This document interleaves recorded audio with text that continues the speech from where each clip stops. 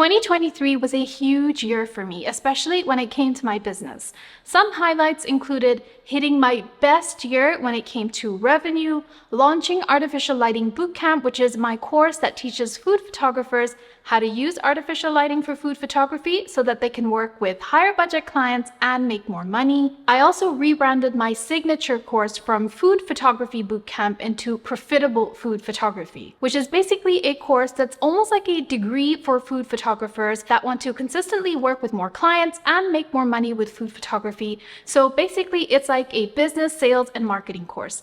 I traveled to 6 international countries. I photographed my 5th cookbook. I also added so many new clients into my food photography business.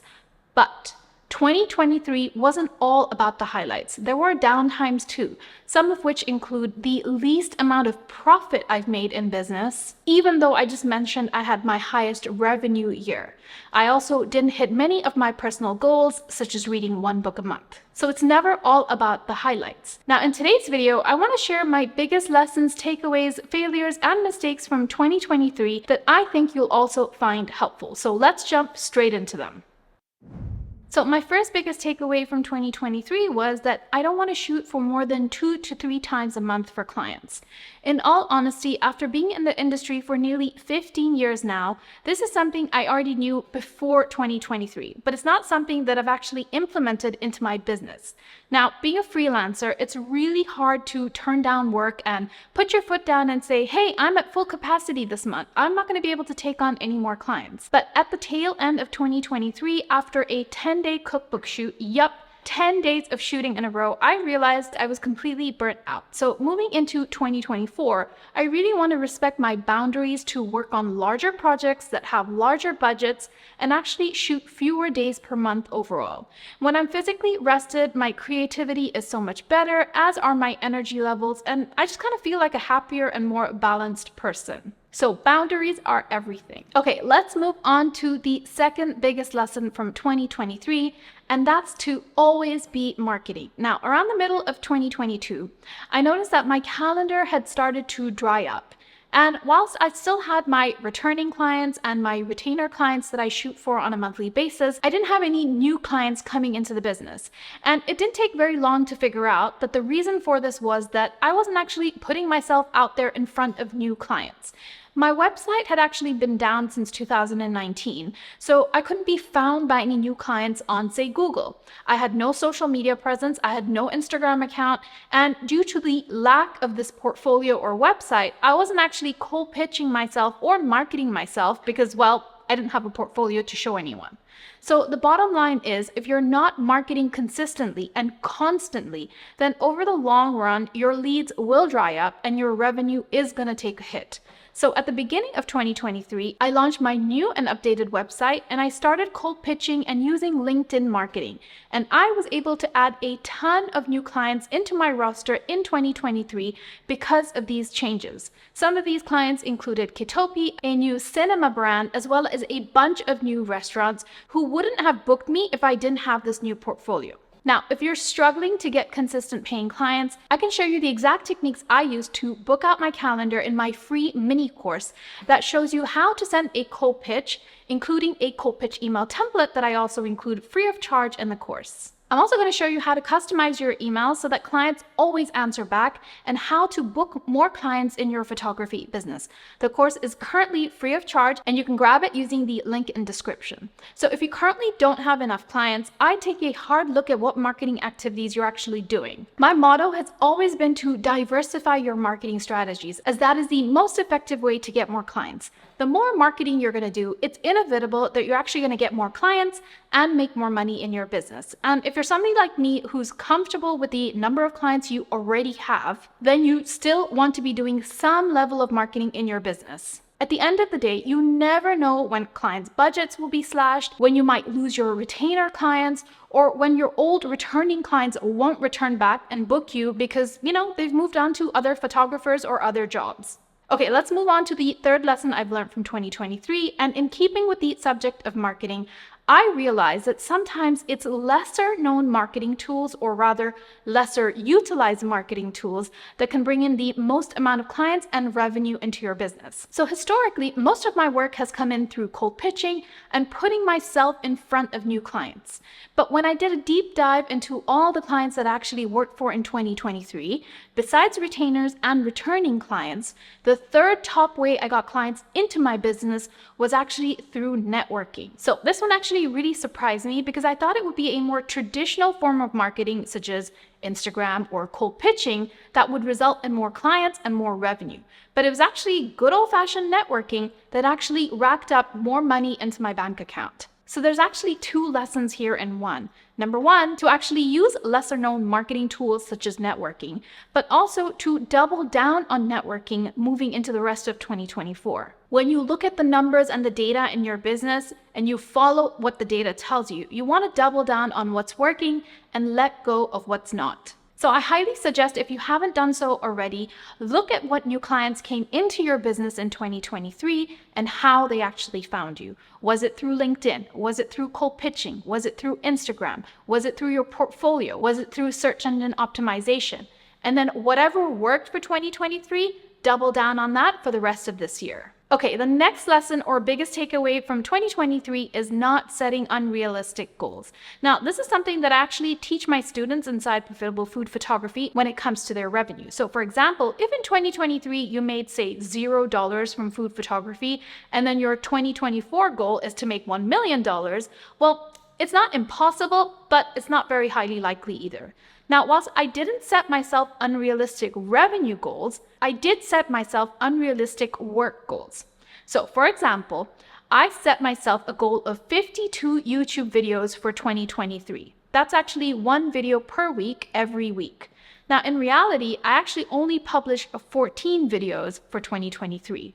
So that's quite a lot less than what I intended. Now, in 2022, so the year previous, I actually published 25 videos. So in reality, I actually published a lot less video than the year before, but also a lot less than what my goals were. Now, here's why it was unrealistic. Besides having my daytime food photography job photographing for clients, I also run the education side of my business, selling online courses and teaching food photographers. So not only am I working with clients in my day job, I'm also producing new content for my courses. I'm also a mom of 2 teens. I look after my dad who's sick. I love to travel. And as I mentioned earlier, I went to 6 countries in 2023. Oh, and not to forget running an Instagram account as well. So it was kind of unrealistic to also add to that 52 new long form videos in the course of the year. So the lesson here is to set realistic goals. Look at what you did the year before, and even if you could be 1% better than what you were in 2023, I'd call that a win in my book. So whether it's your posting schedule, whether it's your revenue, or even your personal goals, the aim is to be 1% better as opposed to setting something that's highly unrealistic to achieve. Okay, let's move on to lesson or takeaway number 5. And that is, business growth is never going to be linear, whether that's month on month or even year on year.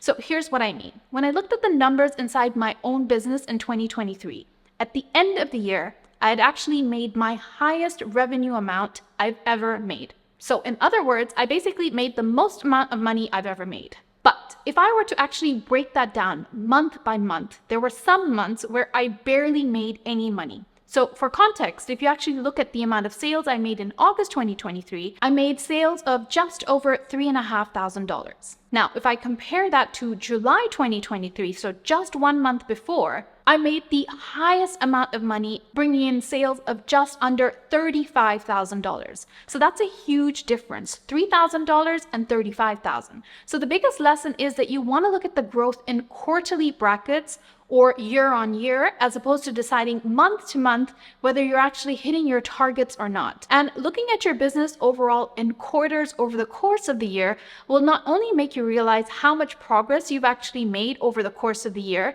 but also it will help you feel secure knowing that, if you have one bad month, it's not going to equate to a bad year. So if you're having a quiet month, that is totally okay. It does not mean that your business is suddenly sinking. It doesn't mean there aren't any more clients. It doesn't mean that the market is suddenly saturated. And it does not mean that clients don't have budget. It just means that you had a quiet month. So you need to look at your business as a whole instead of just 1 month brackets, as that 1 month period is not a representation of your entire business. Okay, let's move on to takeaway number 6. And that is that businesses are not built overnight. You're not going to get food photography customers overnight. You're not going to make a ton of money overnight. You're not going to have the perfect portfolio overnight. In fact, it's going to take you a lot longer than you originally thought. For me and my own business, I started the education side of my business in 2021. So we're now coming up to exactly 3 years in February. And it's only recently that I actually started to turn a profit in the education side of my business. It's taken 3 whole years. So prior to now, so in these last 3 years, I was actually dipping into my day job, which is my normal client food photography work, to sustain my education business. And that's okay because now I'm seeing the fruits of my labor. So if I had given up in 2022 or even in early 2023, if I had said that there's no market for the food photography education business, or that there's too many educators out there, or, it hasn't worked for me till now, which means, it's never going to work for me, or that it's taking too long to see the growth and profit that I want, then I wouldn't be where I am today. And that's the exact same for your food photography business as well. Know that it's going to take time. Know that you might face losses and rejection. Know that there will be failures along the way. Know that it takes time investment, money investment to actually make money. And know that it's not always going to be positive and rosy. But also know that if you put in the work, eventually it will work out for you. If it's worked for others, it will work for you. And if you have that desire in your heart that this is a possibility for you and that you want this, then it is definitely possible for you. So the big lesson from this is not to have a time limit on your goals. If you're going to say that I need to earn $100,000 from food photography by the end of 2024, and then you don't, that's the problem, because now you've put an expiration date on your goal. Yes, it's absolutely okay to put a date, but also okay to not reach the goal by that date and to keep working towards it beyond the date that you'd set yourself. For me, I'm so glad that despite taking on losses for nearly 3 years in this education business, I kept going because I believed in myself. I knew that I was meant to do what I was doing, which was to help other students to succeed in their business. Yes, I made losses and yes, I had failures, but the projected growth that I'm now seeing for the future makes up for all of that. So always make sure to put things into perspective and not be so impatient when it comes to your goals. So with that said, what are my goals for 2024? Number 1, my first goal is to not actually set too many goals with numbers. I mentioned this a little bit earlier, but there are a lot of goals that I didn't hit for 2023. And it actually felt pretty crap not being able to hit those goals. So instead of having so many goals attached to numbers, what I do want for 2024 is to do better in every aspect of my life, be it personal, be it business, but not having numerical value attached. So I don't want to 3x my business in 2024, but what I do want to do is make more money than I did in 2023. I'm not going to attach a numerical value to how much money and get attached to these numbers emotionally. Yes, I do want to work with more clients in 2024, but I'm not going to say a number. I'm not going to say I want to work with 10 more clients. So anything better than what I achieved already in 2023 is going to be a big win for me. My second goal for 2024 is to be more disciplined and consistent. Actually, my words for 2024 are discipline and consistency. Now, I found that in 2023, and to be honest, probably in 2022 and 2021 as well, I wasted a lot of time. I'm someone who finds it really hard to focus. I'm really easily distracted. I tend to waste a lot of time, particularly on social media, just scrolling and consuming content. And this waste of time then means I need to cram a lot of work in a shorter period of time under a lot of pressure. And this tends to affect my time outside of my business because then I'm always on such a time crunch and I'm always in such a hurry. So I tend to get impatient when it comes to my other relationships outside of business, particularly with my family. So looking into 2024, I just want to be able to lay out my daily, weekly, and monthly tasks in a way that's more sustainable and achievable and spend less time mindlessly scrolling platforms such as TikTok and Instagram and YouTube. So to help me do this, I've actually spent a whole day planning out what my year is going to look like in terms of marketing activities that I'm going to be conducting on a monthly basis for my food photography business, as well as slotting in times, dates, and marketing activities for my launches for the education side of my business. Now, once I have all of these big dates and big tasks in my calendar, I can then break these down into more smaller daily and monthly tasks to make sure I actually achieve those goals. I'm also not keeping my phone inside my office so that I can actually spend less time on social media. And I'm also going to try and reduce the time I spend on my phone post 7 p.m. On to my third big goal for 2024, and that's to not take any more courses. So that might sound very odd to you considering I'm actually an educator. I make money from selling my own courses on artificial lighting and business, sales and marketing. But what I did find in 2023 is that I was actually buying more courses and not actually implementing a whole lot of what I was learning, because basically I just didn't have the time to implement. So the goal for 2024 is not to buy any more courses, but to look back on the courses that I've already bought and to either complete those or redo them and implement more from them. I'm at a point in my business where I don't think I need to learn more, but rather to implement more of what's already working and let go of what's not working. Now, whilst I'm a huge proponent of buying courses and learning from somebody who's done it before me to accelerate my learning, I'm at a stage in my business where I don't really need to learn more, but rather I need to implement, and I need accountability for that. So whilst courses are not something I'm looking to buy and consume in 2024, accountability and implementation is. So rather than courses, I might consider joining a mastermind, but definitely no more courses for 2024 for me. So I'd love to know, what are your 2024 goals? Let me know in the comments. And if you enjoyed this video, you're going to love this one here. So I'll catch you there.